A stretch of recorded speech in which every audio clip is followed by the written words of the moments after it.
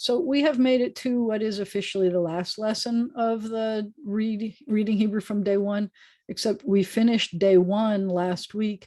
And instead of continuing with day two and day three, etc., or even jumping to the second creation story, there's an irony here. And that is that some of the letters that I'm going to teach today are not in the creation story at all. At all. That was shocking to me when I saw that. And I can't tell you which ones at this moment. I tried finding my notes from 30 years ago when I started teaching this class. I know that they exist somewhere, but none of those, some of the letters are not there at all. And you're going to see a kind of similarity to some of these letters that really surprised me that they didn't show up at least in the first day. Now, the first day is not that long. It's only 5 sentences. But so some of these don't surprise me that they weren't in there, and some of them really do surprise me. And I wanted you to look at what the similarities are. So I'm coming here. We are at I'll show you how I got here. I probably need to go to the top. You know, if you click on the books, you always get to the home page of Hebrew Doc. So this is the HebrewDoc.com homepage. And I am clicking on the Hebrew from, clicking on via Spotlight, clicking on the Hebrew from day one over here, and then letting it load. I have let everybody know that it's Genesis 1 through 5, and the Decalogue that we're doing is from Exodus. You know that there are 2 different Decalogues that appear in the Torah. One is from Exodus and one comes in Deuteronomy just before the Shema, by the way. So when you say the V'ahavta, which is part of the Shema, some people wonder if it says, and set these words which I command you this day upon your heart. We're not sure which words it is, whether it's the Shema, whether it's the Decalogue. We just did the Torah portion when we were in Tisa, that it's the story about the golden calf. And that's a time when Moses was on Mount Sinai and came down with the tablets. And it is not, and the Torah is obviously in some way out of chronological order, because we've already earlier in Exodus saw the Decalogue and stood at the mountain and received the law and went into covenant with God. And now we're doing it again. And some people tap dance their way around why we're hearing this story twice. But excuse me, one of the things that I thought was strange was there were other laws for this one. And it's not clear to me. It's the first time in the Torah where God calls it, you know, when I talk about the Decalogue, I say that I do not call it the Decalogue. I do not call it the 10 Commandments usually. And I have 3 reasons. It doesn't mean I don't. I can and I have, and it's not like it's forbidden from me. But I also don't call the Hebrew scriptures the Bible. And sometimes I do these things just to get your attention, because I want you to think about it when we're talking about it. But I don't call it the 10 Commandments for 3 reasons. Some of you have heard this spiel before. One is that I have 613 commandments. So why would I talk about the 10 commandments when I have 613? Number 2 is that when you look at these commandments, which we will soon, when you look at them, it's not clear that they're all commandments. The first one is Ani Adonai Anochi Adonai Elohecha Asher Hotzeticha Me'eretz Mitzrayim Mibeit Avadim. I'm Adonai, your God. I brought you out of Egypt, out of the land I brought you out of slavery out of the land of Egypt. That's not a commandment. That's an introduction. And then I say, you're not allowed to make any graven images of the things that fly in the sky, or the things that are on the land, or the things that are below the water. You're not allowed to bow down to them, and you're not allowed to worship them. How many commandments is that? One big long commandment? Am I not allowed to make graven images of things in the sky, and that's 1 commandment? I'm not allowed to make graven images of things on the ground. That's 2 commandments. How many commandments is it? And so those are 2 reasons. But the primary reason, which came in this week's Torah portion, is that's not what God calls them. God doesn't say these are the 10 commandments. God says Aseret Hadibrot. In this last week's Torah portion in Kitisa, God called it Aseret Hadibrot. Aseret means 10. And Dibrot means utterances or words or things that were said, or from the word davar, which means something said. And so are they 10 commandments? Yeah, I'm not going to argue with you that they are potentially the 10 commandments, and we have come to colloquially refer to them as 10 commandments, but I like calling them Decalogue because it's a really good translation of Aseret hadibrot, which is what God called them. So aseret is the deka, log is the dibrot. I think that that's a really good translation. So I call it that. I don't think we have as good a translation in English. All right, I want to try to do this. I'm going to have 2 copies of this going at the same time because I want to be able to keep referring back to this. So jumping into the print page, the chapter, so we can see it, but and I love this. You see this? All of that stuff that's outlined. Those are the letters you already know. And these are the letters you don't know. And I wanted to, the reason why I'm holding on to 2 of these, you can see this screen now, right? I just shifted back to the other screen. So I want you to notice something interesting. These are the letters we're going to learn. You already know the Aleph Bet because we've been singing the song at the beginning of class. You know your vowels, but you've been exposed to these letters to some extent. We do have a final one, and that's not in the song, but we've already learned the Pheh, and so now this is just the final Pheh. It's not so scary. The Khaf, you've already learned the final Khaf, and you learned the Khaf. The Tzadee, for some inconceivable reason, you've already learned the final Tzadee. It was in Haaretz. The Sin, you've already learned the Shin, and you know that it's the she's always right when the dot's on the right, and then the Sin is going to be when it's no sin to be a lefty. The Gimmel, you know, because it's a dreidel letter. No, the Gimmel, you know, because it's Aleph Bet Vet Gimmel Dalet Hey. It's right there. So you kind of know that one. That one maybe you know less. The Zayin is an unusual one. I'll show it to you. It's lots of fun. The Samekh is the other S sound. You have Sin and Samekh today. But I want to point out that it's not just Sin and Samekh. Those are called sibilants when you're making sounds coming out of your teeth. But the Tzadee is also a sibilant. And the Zayin is a voiced sibilant. Out of the letters that didn't exist in the first day of creation, 4 of them are sibilants. That kind of blew my mind. If we're trying to talk about the creation story as we started to, that it's kind of like a baby, you know, and it's learning words and sounds. So you've got Yom and Lila, and we talked about that. But the sound is not an easy one for a baby to make. And you probably know a lot of people who have grown up having difficulties with sibilants altogether. That's something that many people have speech impediments for, and you've got to try to train them away from that. Max, my son, at 2 years old, he went to a Mother's Day out at Agudath Achim, which was 2 days, I don't know, 2 days a week, I think. The preschool started at 4. I think the preschool was 3 and 4 year olds, but you had to be potty trained, and he wasn't yet. And the Mother's Day out was, I think, 2 days a week. And he went into the Mother's Day out. When we moved here, he was only a year and a half. That was 30 years ago this coming summer. And he got lots of ear infections. And so next thing you know, he also had lots of speech substitutions. And so one of them was this bizarre thing with S's, that if a word started with an S or an F, then he would have a G, a hard G.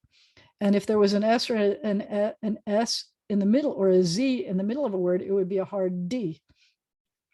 And it was weird how they taught him how to say those letters, but that's not an easy letter to say. A lot of people have a speech impediment where it's like a th, where they're the lisp when you get to that. Some languages even have a lisp. Dr. Sunny, I'm unmuting you, go.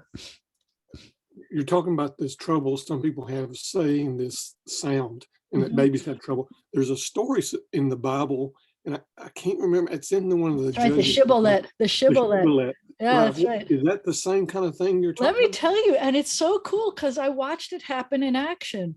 So the shibboleth was a passcode that you knew that it was, you know, like if they knew who Babe Ruth was or whatever in certain wars, you know, that you knew that there were certain things that Americans would know and other people wouldn't. If they could say the sh, actually, I think that it wasn't the sh, I think it was the b, because I saw it in action one day.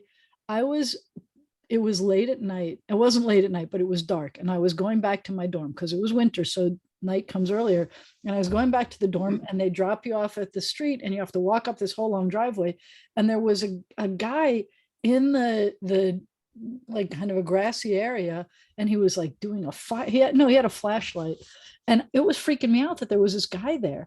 And so I went as quickly as I could to the guard station, who's supposed to check me before I go. He knows who I am before I go in, and I say, "Yesh ish im or," and the guy was trying to talk to me. He was saying "bo labo," which was, he was trying to say bo or Bowie, which is the feminine, lepo, which po, he could not say the po. Mm-hmm. He could only say the but, and it was so cool. Yeah, we had another story actually about the sibilants where we were in the sukkah one night, and Max said, there was something that he said, and he, instead of saying a sh, instead of saying a s, he said a sh. And he was a teenager by now. So he said, I mean, he just was reading Hebrew and he accidentally didn't say it the right way. So he said, instead of saying sh, he was supposed to say sh, and he said s. And I said, Moses supposedly had a speech impediment, right? And there's a midrash that says that he took the hot coil. Do you know that story? Where the Pharaoh was threatened by Moses, and the advisor said, well, he's just a baby. He's not trying to take over. I'll tell you what, let's do this. Let's put two bowls in front of him. We'll have one with, shiny gems, and the other one has hot coals. And if he reaches for the coals, then it shows that he's a dummy and he's not going to try to take over. So his hand starts reaching for the shiny objects because he's a baby. And an angel came and moved it to the hot coals, and he took it and he put it by his mouth, which is what burned his tongue, which is why he always had a speech problem. That's the story. But it cracked me up, because if Moses had that speech impediment where instead of saying sh, he said sa, so then you understand why it was hard for the Pharaoh to let go, because instead of saying shalach et ami, which means send my people, let my people go, instead of saying send my people, if he was saying salach et ami, that means forgive my people, and the Pharaoh would go, okay, sure. He keeps going. So that's a family kind of an inside joke that we have. But I just find it really, and you're right, I think the shibboleth, and I have to remember if it was a sh or a sa, or it was the b sound that they couldn't say. I want to say it was the sh. I want to say they couldn't say sh, and they had to say this. That was my understanding. That's what I remember. And it's so sibilants. I mean, it's strange that the Arab nations don't have all of the same sounds that we have, the languages. There are definitely sister languages, Arabic, Hebrew, all of those Semitic languages, Amharic from Ethiopia, they have very similar words, structures, etc. But that's not all the same exact sounds. I don't think that there is a sound in Arabic that is not in Hebrew. I think that we have all of those same sounds. But anyway, good story. Thanks for reminding me about that. We may never get to the letters. Okay, we're trying. But I just wanted to point that out to you. One of the things I want to try to do is to change on this is have actual pictures like we did on the other website. That I think that if you see the actual pictures with names on them, it would help to teach this better. But we can go to this, which is this crazy. You could read anything I put in front of you, so it really kind of doesn't matter that it's the Decalogue. It just turns out that the Decalogue has these letters in it, interspersed all over the place. So the first one you already know. If you cup your hand and you look at the palm of your hand, you have a Khaf. If you put a cough drop in it, it sounds like K. But if there's no cough drop, then it sounds like you have to clear your throat. And then you put a cough drop and it calms the cough. So you go from a which is the Khaf with no cough drop to a which is one of the reasons I'm glad we're on Zoom, because normally on the days when I have to teach these chaching letters, then I say, wear your goggles so that we're not spraying all over each other. But this is the Khaf. It shouldn't surprise you. You know the Kaf and you know the final Khaf. And if you look at the shape of this, then you drop down the bottom and that gets you the final Khaf. So let's take a look at the words. The word that it's in the Torah here is a great, wonderful word. The word is anochi, which feels like, anyone who knows any modern Hebrew, it feels like a fancy way of saying I, because the common way of saying I in modern Hebrew is ani, but that's also a biblical way of saying I is ani, but this is anochi. And you'll notice that it starts with the letter aleph. I starts with the letter aleph, anochi or ani, both of them start with the letter aleph. So there's this wonderful midrash that talks about God starting the creation of the world with the letter bet. And it's a great story where God goes back, the letters come to God backwards from the Tav all the way backwards and says, please pick me. I start the word Torah, and you know that Torah is your law and it's the covenant, and start with me. And God said, that's true, but you also start words like toeva, sinning and things like that. And we go through all of the letters, and they all try to plead their cases to God, but they get all the way down to bet. And Bet says, I start words like bracha, blessing. I mean, please create the world with me. And God says, well, that's a good idea. I'll start the world with you. And there's the letter Bet. And next thing you know, the letter aleph is sitting in the corner being silent. And God says, Aleph, why didn't you plead your case? And Aleph said, well, I waited my turn, and you already gave it to Bet, so I'm not going to ask for it. And God said, well, because you are so humble, and the word for humility in Hebrew starts with Aleph, I am going to start the Decalogue with you. So the Decalogue starts with an Aleph, which has nothing to do with any of the letters you're learning today, but I love that story. It's one of my favorite letters anyway, but we already talked about that. And you already see that the chi is what's in the word anochi. That's the first time that it comes, that a new letter comes. But let's take a look at these words. And you know how to write it. Do you need me to show you how to write it again? It's exactly the same as writing a Khaf. Just don't put the dot in. It's irresistible, but don't put the dot in. So this is an all, or an all of, or every. So the word is, you have a very narrow, very straight vav with a moving shva up. So you have v'chol. So it's find my pointer, v'chol. There's your o dot, v'chol, all of or every. I go to the next one, and this one's going to make me sing a song. Livracha velo leklahala, which means for a blessing. Livracha, livracha. This word is kind of a lovely example of how we have the shapes that are the core shapes. So this is the resh shape. Here's your resh, and that's a core shape. We have a resh shape with a bar on the bottom and a base goes beyond. We have almost the resh shape, but you keep going for the Khaf, and you have the resh shape as the kind of core for this. And even the lamed almost has that. So it's kind of sweet to see similarities, although I shouldn't point out the similarities. I should only show you the things that are different. So this goes above the line. This has a bar on the bottom, base goes beyond. This is just rounded. This is curved, and you've got to clear your throat. And this one has a hole here and it's hanging. If I show you the differences, then it's going to be easier for you to read in the future. So this is livracha, livracha. The la is a prefix. The word is actually bracha, but because I had to add this prefix, the bet is no longer the beginning of the word. You take the dagesh out. But I'll pretty soon, give me another few weeks, you'll learn all the rules about the vowels. This is the word in the Torah for your work or livelihood, or this past week, it was also the word for craft, that Bezalel was good with crafts. So this says mela, and the aleph has no vowel on it. So it's actually kind of an extension of this vowel. Maybe that's why my word processor made them love each other so much and almost put them underneath. I think it's just funky. I don't know why it does that. Mila.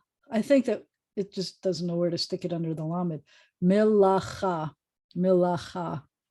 Remember, the accent's almost always on the end of the word. Milacha is work or livelihood. It is what we're not allowed to do on Shabbat. So it also, and how do we know what milacha is? It's not just work or livelihood, because we've learned that it's craft things from this last week's Torah portion. In the previous weeks, Torah portions, it talked about making the tabernacle and the things that it took, all kinds of malacha that it took to milacha or malacha to make it. So it's things like weaving and hammering, but eventually it also becomes things like, you see that it's things like sewing, and then it becomes things like undoing something. So let's say you have a quilt and you wanted to take 3 parts off of the quilt, or you're knitting something and you have to unknit it, you have to unravel it. Unraveling is also forbidden. That's considered work as well, malacha. All right, this one, I kind of love this one. I love the video that I did on this one because it's kind of a twisted pretzel letter. So you make the pretzel-y thing. Whoop. It makes it look like a pretzel. I don't know. I didn't do a good job of it. It's better in the video. But you're supposed to think of it as a twisted pretzel so that you remember that it's a tza. Anybody a good artist, you can make a pretzel for me. But I did a good one on the video. You could see it on the video. It's really wonderful. So the tzadee is a twisted pretzel. We know that there's a final tzadee where we take the bottom and plop it down. And I called that one the pizza guy making the pizza. You could have a pizza on this one if you want. The key is remembering that there's a tsa sound, and it's either transliterated as tz or ts. And this one is the one that comes anywhere in a word, and it comes in a few places in our text. We'll look at it. If you want, we can. So it appears first in this word, which is ho. Tse, and the aleph again is part of the root. It's in here, but it has no vowel of its own. Hotse ticha, hotse ticha, which means I'll bring you out. And then the next one, the next instance you're going to have is, let's see, I can't tell in this one. Let's read here. I think the next one is this. We've already seen, no. That's not one. That's a tzadee. That's a final tzadee, me'eretz.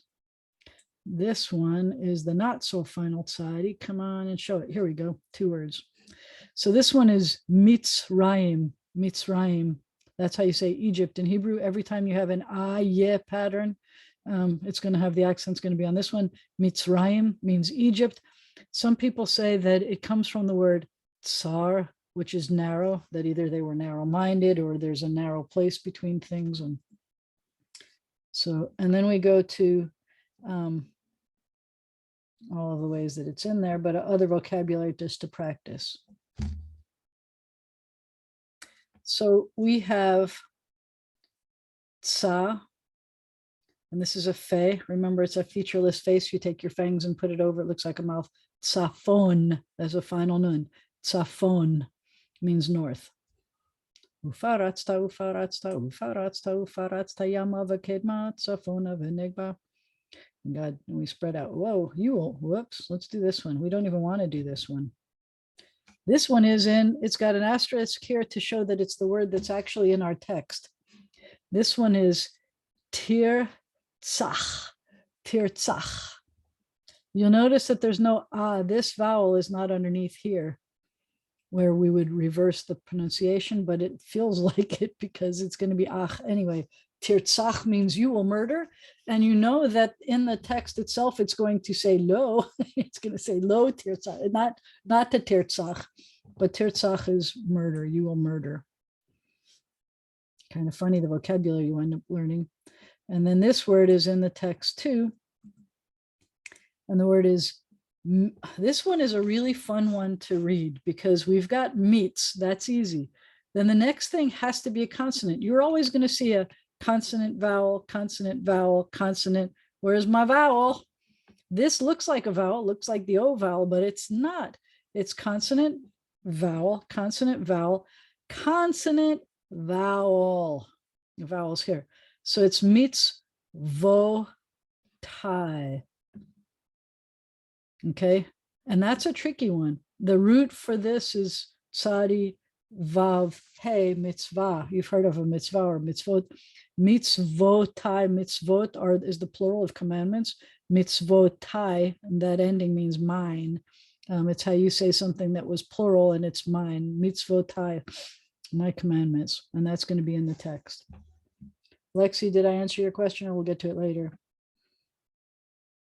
I didn't answer your question yet in the thing. So it's anivut is humility. I'll put it in chat. So Thank you. Yeah, it's a good idea because we've got 20 minutes to get all these letters done. So this one is easy to do. We've already done the shin. So this is when, and I said, if the dot is on the right, then we like to say she's always right. If the dot is on the left, then you say it's no sin to be a lefty. Sin is not a bad thing in this case. It's just the name of the letter. Be nice to it. It's got a bad enough complex. No, God. So the question was, did God command us to murder? Never. There are times when killing is necessary, but never murder, ever. And it says, do not murder. Murder is when you're planning out to do this nefarious thing, and that's murder. And that's really important because there have been biblical translations, notably the King James, where it says, thou shalt not kill in the Decalogue. And it doesn't say thou shalt not kill. It says thou shalt not murder. And it's very sad that it has that. A lot of people, especially people in the military or the police, when they're confronted in a situation where it was my life versus your life, and I still am standing and you are not, and you don't mean anybody in particular, I'm talking about a face-to-face confrontation, for example, they still have nightmares about not just the act of it, which would be traumatic enough, but the fact that they believe that they've broken the commandment of not killing. I have had to counsel a bunch of even Catholics who are horrified that they had done this, that they killed when they thought they weren't supposed to. But each one of them was in a situation where it was either military or police. And every single time of the people I've spoken with, every single time they did the exact right thing. And it would have been justified in God's world, in the Torah. And it still makes them lose sleep over the fact that they were taught they shouldn't kill. This word, and I like that we use this word, and it's part of the Torah. The asterisk means it's part of this portion. It's got an ayin first with an a underneath it, and then the sin, sa, asa, means he made or he did. And I like this one because it shows you the juxtaposition between the ayin and the sin. So some people may think they look alike because they got branches going up, but they don't look alike at all. If you see them side by side, then you see they don't. Now, in our text, there's another version of that word. You can see, whoops, I'm going to try to make it so that, I think that they're all the same here. I'm going to try to make it so you could see two words at a time. Yep, you can. So do you notice how this word has ayin, sin, hey, and this word is v, which means and then the ayin, sin, hey. This says o, so I have an ayin, I need a vowel, and this is the vowel. It's an O vowel. It is not a shin vowel because this is a sin and it has its own vowel here. And so it's got to be a sin. It's got its dot here. In other words, it's not an O because there's already an E vowel. This one has no other vowel. There's nothing down here. So this is its vowel. O, ve, o, se. Plus, at some point, you're going to see that this O-E pattern is a very common pattern, and you're not going to confuse it. You're going to note it's there. Asa is the past tense. Ose is the one who does, or what in modern Hebrew we might see as present tense, but biblical Hebrew has no present tense. This is the same verb, but this is a past tense version. Ve'asita, ve'asita, and you will make or do, but it's actually, and you did. In the text, it's going to be future tense. You had to change the accent. You didn't know that unless there's a trope mark there. Ve'asita, ve'asita means and you did. Va'asita means and you will do. Crazy but true. We go to the next one, and I'm just doing them in order. And this is a handy order because we just learned, and you knew how to draw it because we've done this before, but you just learned, however, we put this here. You learned the sin, and now we're doing what I like to call the circular Samekh. It has a slice sometimes on this side. Some people see that there. Sometimes you don't see a slice there, but it's a circular Samekh. I'm not supposed to show you two different ones. I'm especially never supposed to show you the similar ones, although it helps to see similarities once you've learned them and recognize the differences. But if it's two sounds that are the same, then it's helpful in your brain to remember them together. In the same way that we didn't have two T sounds when we had the Tav and the Tet, or two silent sounds when we had the Aleph and the Ayin, the Samekh and the Sin are not the same. The Sin is the dainty one. I mean, the Samekh is the dainty one. The Samekh is the dainty one where you kind of, and the Sin is where your tongue splats up against the roof of your mouth. But it's not the same. But you can make them both as S sounds, and we would be very happy. If you can make an S sound at all, do it. Make that as an F sound, and we'll all be very happy. So we see it in words like Fessel. Fessel. Remember, if it's two es, it's going to be the accented on the first e. Fessel is the word that's the sculpture, the like the idol. What we've understood is to be an idol. It's a thing that was made, and here's some good words that you should know, or you don't have to know. Remember, we're not learning vocabulary, but we're seeing if you could read it. So this one is Sefer. Sefer. I used to pronounce this one always as A, and we were told that it was like Sefer by the book, but it's Sefer. A Torah is called the Sefer Torah. It's called the Torah book, Sefer. That's a good word to know. That comes up a bunch. Related to the same word with the same three root letters. Let's see if I can get it so that you could see the root letters are both at the same time. Yes, kinda. The same root letters, Samekh, Pheh, Resh, same three root letters, Samekh, Pheh, Resh, change the vowels from to o-e. You get sofer. A sofer is a scribe, the one who writes it. It could also be an author.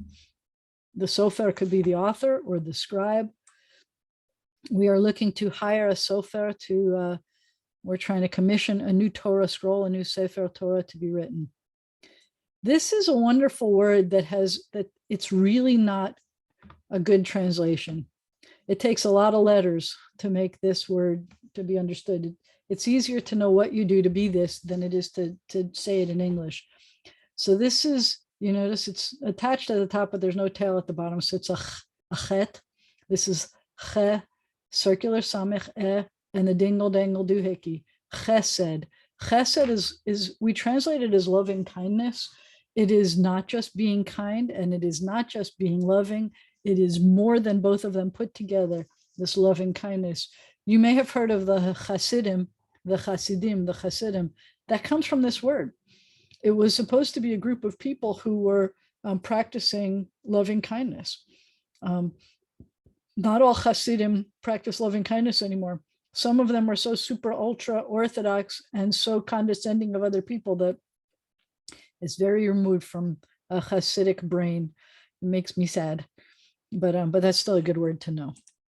And the next one we get, all right, I have to show you this one, and we have to promise that we're all adults. So I'm glad that Zoe's not here because she's not adult enough for this one.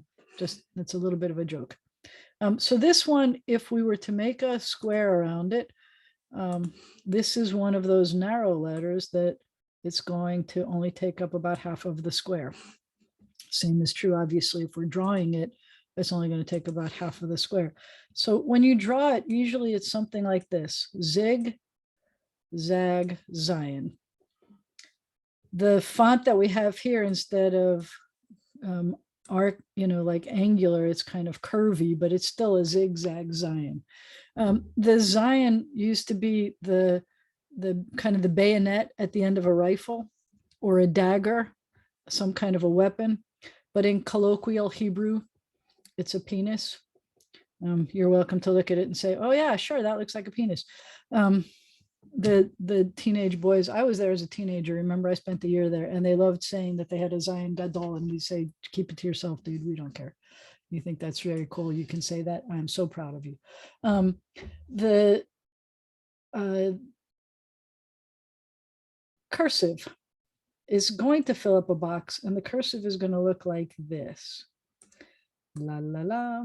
A little bit. It could be circular. Could be more angular. And it's going to fill up the box. I should have made the box first and drawn around it, but the Zayin is going to kind of, that's not a box. I had a box maker before. But it's going to fill up the box, and that's the Zayin.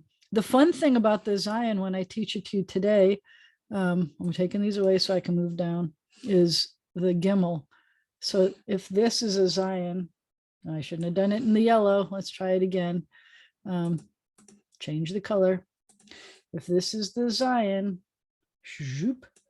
the Gimmel is also a narrow letter. We're about to see it. You should know your Gimmels from your dreidels. It has a gap at the bottom and it's a narrow letter. It looks nothing like a Zayin, but in the cursive, the Gimmel looks like this. I love that. And I especially love it because then if we draw on here, I think that it looks like, let's see if I could draw this like this. And then I put this in between them. So this word, the Zayin and the U and the Gimmel, is Zug, which means a couple. You see, there's a couple of people staring at each other. You see, it doesn't look like a couple of mouths staring at each other. Zug, I love that. So it's sometimes how I remember which letter in cursive goes this way and which one goes this way, because if I can remember the word Zug, then I can remember that it goes like that. Zug is a good word. It's a fun word to say too. I guess sometimes it's fun to be in a couple because it's a Zug. All right. Anyway, I have too much fun with this. So yeah, Zayin. So we had a funny story about that. Now that you know the Tzadee and you know the Zayin. The funny story was at the end of an adult class, and I told them about Zayin being, and you'll see the word Zayin in other ways in the Torah to mean prostitution and other things. I mean, it was known all the way back in biblical times that there was this connection between this weapon and penis. But after class, a man came up to me and said very quietly, and I was teaching at a Agudath Achim at the time, but they said, what's the name of the other congregation? And I said, B'nai Zayin. And he said, well, what does B'nai mean? And I said, children. And he said, we're children of. He said, why did they call the congregation's name the children of the penis? And I'm like, yeah, why did they? Because it's not Zayin like that. It's Zayin. And you now know this word. So this is how you make, we didn't do the Tzadee. I have to show you how to make a Tzadee, the twisted pretzel. We have to go back and do that one. This is how you make a Tzadee. Zoop. And it's really important that you do this, that you practice this. It is because of the Tzadee and the ayin that I make people write these letters. That's the Tzadee. It's twisted, it's pretzel shape. But the word Zayin is not Zayin with a zigzag Zayin. It's Tzion with a Tzadee. Why they chose to make it, to write it, to pronounce B'nai and then have the English pronunciation of Zayin instead of calling it B'nai Tzion, why they didn't do that, why they made it B'nai Zayin is just humiliating for those of us who care. But anyway, you've got the Tzion. So I wanted to show you let me see, I'll take you back to the Tzadee. Let me do this so that I can teach this to you for a second. I'm going to take you back to the Tzadee because I didn't do it justice. The other letters you already knew how to draw. So this one's the Tzadee. I'll show you in its glory. La la la. Okay. So I just showed you how to draw it in block. In block, you're going to do this. Whoop, that's not a drawing. This is a drawing. I changed the color, but forgot to change the thing. It's going to go this and this and this kind of. All right. That's the Tzadee. This and this and this. But what I wanted you to see is for some reason, people think that the Tzadee and the ayin look alike. So I'm going to draw an ayin for you and I'm going to show you that they look nothing alike. And this was the reason why I make people draw the letters when they learn them.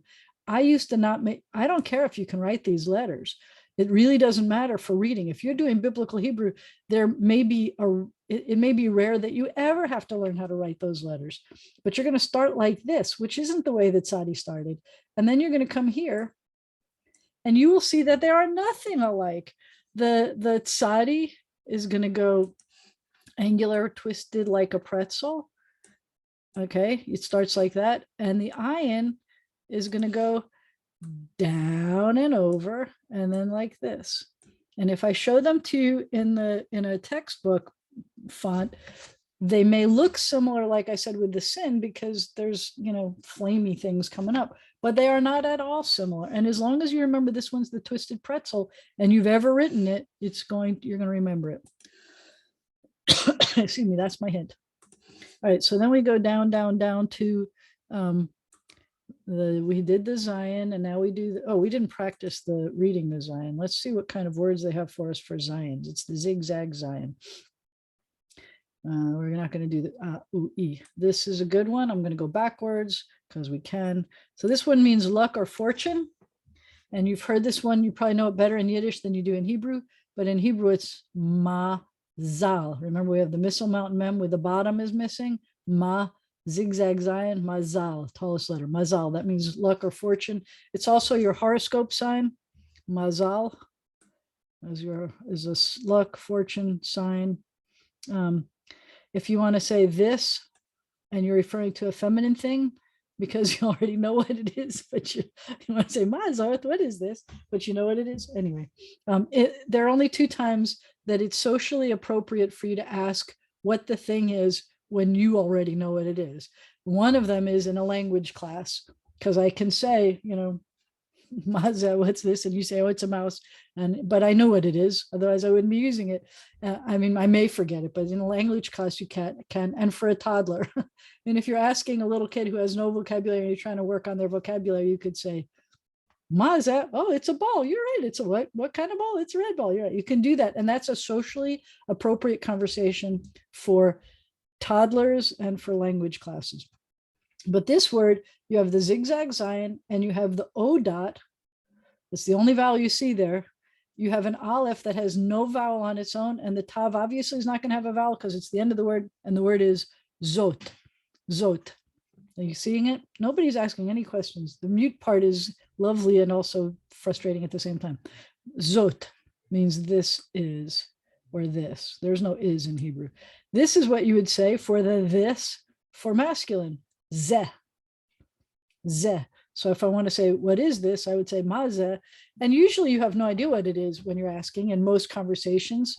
And so you may use the masculine or the feminine, whichever one you prefer. It doesn't matter. You don't know what it is. So mazeh or mazot or mizeh, who is this, and mizot or whatever. You can use either one. Then we're going to get to the next letter. We got the zigzag Zayin done, and then we get to this letter, which we love because it's on the dreidel. And if you get this letter, then you win. I like to call it the gap at the bottom, Gimmel.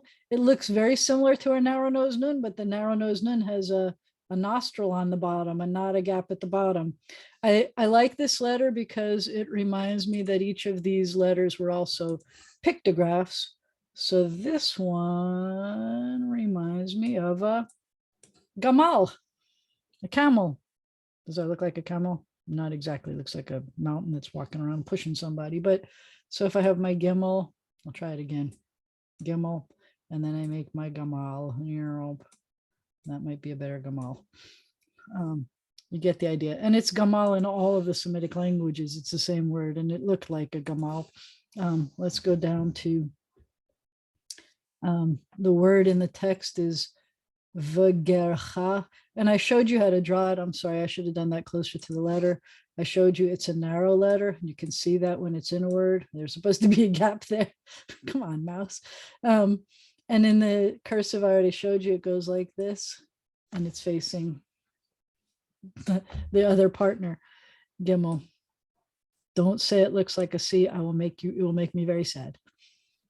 Could you say that word again? V'gercha, v'gercha, Here. v'gercha. So you have va, which is and then you have ger, which is a stranger, someone who lives there. Gercha, and your neighbor, your stranger, someone who lives there. Gara. If you had taken Hebrew a long time ago, there's a good possibility that one of the vocabulary words you learned was ger, is gar, because they would say, Efo ata gar, where do you live? And you say, Ani gara Shreveport. And then they'd say, Efo at gara, and you talk to a female and you say, Efo at gara, and she'd say, Ani gara b'Shreveport. I was convinced that I never had to learn any masculine words because they never made us say masculine words. They never even had us turn to the person next to us and ask them, Efo at gara. And then, it seemed kind of silly. All right, so this word, it's got the gap at the bottom, Gimmel. And Berta, you had asked the question the other day, I think. There are 6 letters that will always take a dagesh at the beginning of a word or syllable. And this is one of them. So the bet and the Khaf and the Pheh, we know why they're there because it feels like they're supposed to be there because we know that they're vocabulary words. And it feels like they're supposed to be a b and a k and a p instead of a v and a ch and a f. But there were 6 letters that when they were at the beginning of syllables, they had these, what's called a plosive sound. So instead of flowing, the fricative where it's a v or a f or a ch, it had the hard sound, the plosive. It didn't explode, it didn't implode, it just ploded. And so I love these words. So it used to be the other 6 letters were Gimmel, where it was a g when it was at the beginning of those syllables, or a j when it was in the middle or the end. It was, in this case, the d was hard when it was in the beginning, and the when it was not. And the t we know because it's either th or s, depending on your dialect. And that's why you get places like Beth El or B'nai Brith or something like that. All right, here we have the word, my favorite word, zug. It doesn't look as cute when it's in the real letter form, but when you write it in cursive and it looks like faces facing each other, then it's adorable. What I like about this word, what's cute about it is it's 3 skinny letters together. Isn't that cute? I could make it even cuter. I could do this. Watch this. Oh, it's not a writing thing. If I added this to the end of it, the E vowel, if it says zugi, then I have 4 skinny letters and it means my couple, my pair. So I love those little guys. Those are adorable. Doesn't happen very often that they're just skinny ones. But hopefully when we do that, you can see the difference between the 2. And this one is from the text, Tig Nov, you will steal. And no, they're never commanded to steal. Tig Nov, it's going to be in the commandment about not stealing. But notice we have the Gimmel and the Nun next to each other here. That's so that you could see that you can't confuse them. The Gimmel has a gap at the bottom and the Nun has a nostril at the bottom. Please don't think that this is a nostril. Now that I'm looking at it, please don't. I told you that that's the nostril and this is a gap. Please, please, please. Tignov, you will steal. Don't think that these 2 look similar just because they're open on that side. This one is wider and has a base that goes beyond. So you have the technology to know the differences between them. I wanted to show you, let's see, is that, oh, we have one more, sorry. I think that's the last of them. Yep, we have the last one. The last one is the final Pheh. And you've already learned the Pheh. And we make it, oh, but this one is so much fun to do in cursive. Let me show you. Let me get some place where we've got a lot of room. I love this one. You know that there are a few that I go absolutely crazy for. So it's not surprising that the block is going to look like this. It's going to, whoop, I need a drawing thing. It's going to look a lot like what I did for the Pheh. We're going to come here, we're going to go below the line, and then we're going to put this in here. No dot, final Pheh has to, it's never going to be at the beginning of the syllable that you need the p. So that's final Pheh, okay? But the cursive looks like this. And so remember the lamed? Lamed looks like this. This one starts like a lamed, but then you have 2 things here, or you have a lamed and it comes like this. So the final Tzadee also had crazy shapes like that. But the final Pheh, it looks like this, 2 plops over here. Isn't that delightful? Watch go to the lesson thing, because if you go to the lesson thing, you see me drawing it on a line where it's a little bit easier to see. And by that, I mean like, whoop, this one. You can go here to the final Pheh and you'll see the video there that shows you, but there's also the animated letter writing one. And you can see how to make all of these letters. Somebody else is here. Who's here? Marla. We'll let her in. We thought she was supposed to be in this class. So if we do the final Pheh, this is this one. Oh, so they only do the one loop one. Wah. That's one way to do it. And then this one was the final Tzadee loop. I love those. Hey, those are just so much fun. Anyway, that's all of the letters. You should be able to read anything at all that we put in front of you, anything. So that's what happens next is we start reading anything. So you have a choice of, in our next incarnation is Biblical Hebrew, which we're going to start at whatever we said, 6:30-ish, I think we said, and Biblical Hebrew or Biblical Hebrew Wednesdays, 6:30, or Modern Hebrew Thursdays at 6, or Prayer Book Hebrew Thursdays at 7. And the good news is that right now, while you're learning these letters, it's like nonsense.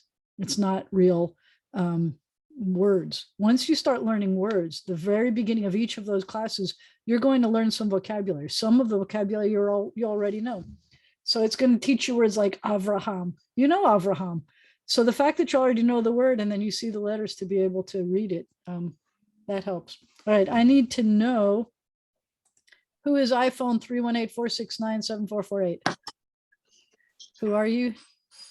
That's me, Marcy. Hi, Marcy. All right, I'm changing your name to Marcy. I'm sorry.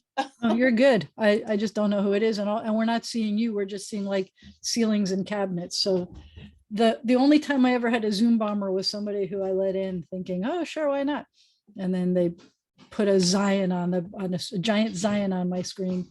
Oh, And on the board wanted to know, was it circumcised? I took it down as fast as I could.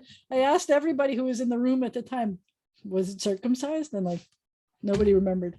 We didn't pay that much attention. We did Just not get pay it off. Marla, you're upside down. Are you like in Batman mode today? Wait, I'm unmuting you. Are you in Batman mode today? and come back in because I put down my tablet and no matter how I twist it, it still puts me at the top. Upside down. There may be a way to fix that. I mean, I know how I can make myself upside down if I need to, or you can take your picture off if you want for today or something. Oh, there you go. Look at you. There. How'd you do that? I hanged on video. All right, but Video button. we're going to mute soon because just the rustling of the devices. All right, I'm going to post. I'm going to keep up that Hebrew Doc website. I'm tweaking that one a lot more than the one that's on the B'nai Zayin site. So we need to make a decision about whether we're okay with posting those videos that we've been sharing with everybody. Actually, that reminds me, I stopped